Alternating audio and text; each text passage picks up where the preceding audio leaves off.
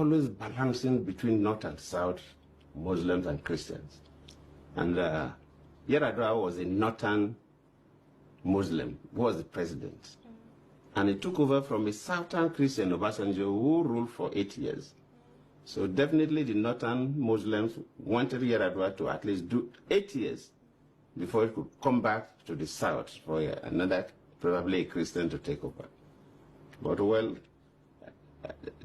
the health issue came up, and it was the problem. And that is why even to allow me to act was an issue. When Yar'Adua was going for the medical checkup, actually a letter was written.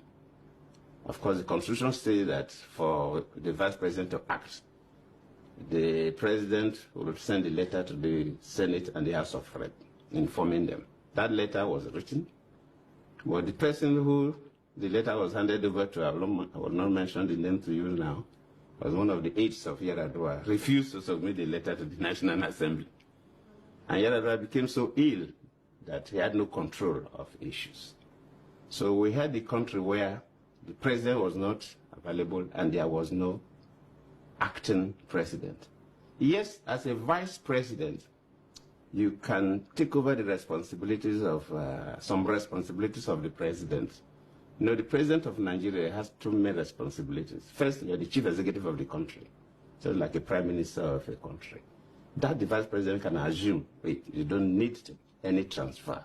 And I was doing that because we're having an executive council meeting, we're approving memos from ministers, so the government was going on.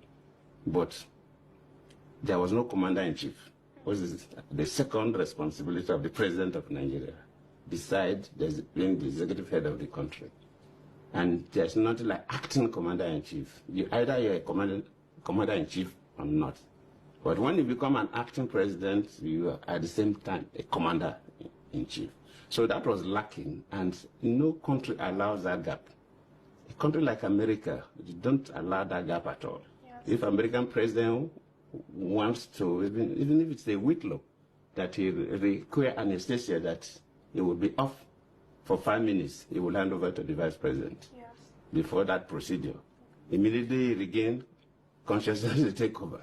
But we stayed for some time. And that led to what they call the doctrine of necessity. When the National Assembly felt that the country was in a situation where it was not expected, they now have to initiate this doctrine of necessity, and they now made me to act as the president without the letter from Yar'Adua. So the country was tense.